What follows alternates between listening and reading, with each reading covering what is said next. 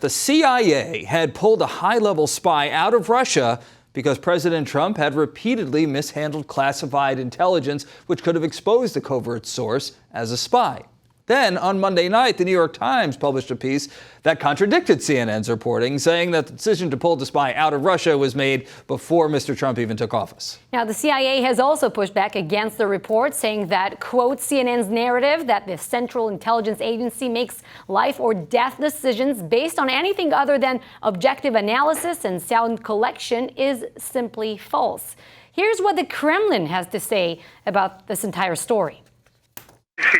The person used to work for the presidential administration, but a few years ago he was dismissed after an internal order. His job did not belong to high authority positions, so-called appointed directly by the president positions. To discuss, joining us now is foreign policy expert Michael Szanto. Michael, great to see you. A lot of different pieces to the story. I guess one day it could become a good feature film. But for now, how are you reading this? Because there are many reports around this alleged spy, and every media outlet here is highlighting a different aspect. CNN making it more of a political story about President Trump, whereas for other outlets, it's first and foremost a national security issue of the United States extracting a top spy from Russia. So what's your takeaway from all of this? What should we be concerned about?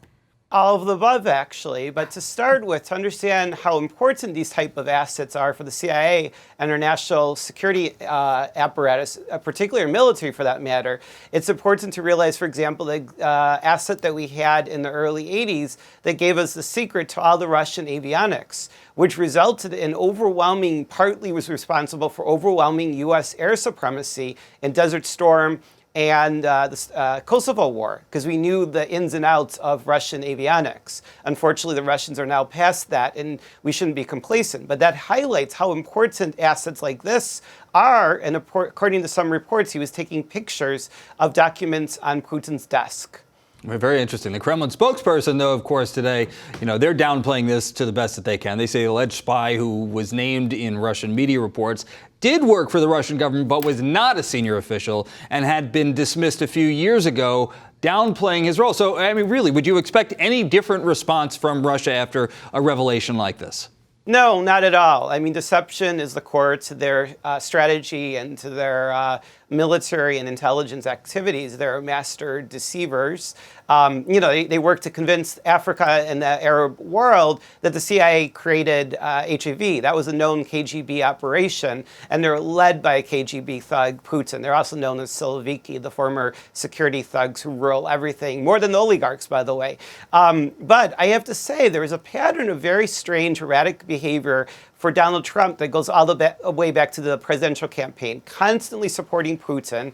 And he seems to be under the illusion that Putin's his friend. And I'll tell you, not only does Putin completely want to destabilize American society, undermine American credibility throughout the world, and bring down the global order sponsored by Republican and Democratic presidents, Putin does not want the Trump presidency to be successful, and he never wanted the Trump presidency to be successful because that goes against his overall strategy.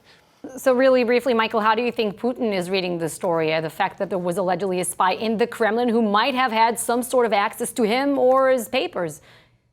I mean, it's not a bad thing for Putin because he, of course, like I said, one of their classic operations with CIA-created HIV, they have to be more sophisticated in their operations towards the American people. Deficits mean that we're losing money. We support the Japanese or South Koreans or Saudis because they're rich and people are laughing at us. And that was an ad Trump took in 1987, New York Times, attacking Ronald Reagan's policies. But this doesn't hurt Putin. I mean, there are some things that are weakening Putin. So obviously we have to hope that our greatest threat, as Romney correctly said, Russia led by Putin, things that bring down this dangerous dictator are good. But unfortunately, I don't think this undermines or weakens him. And it does feel his narrative, U.S.'s enemy.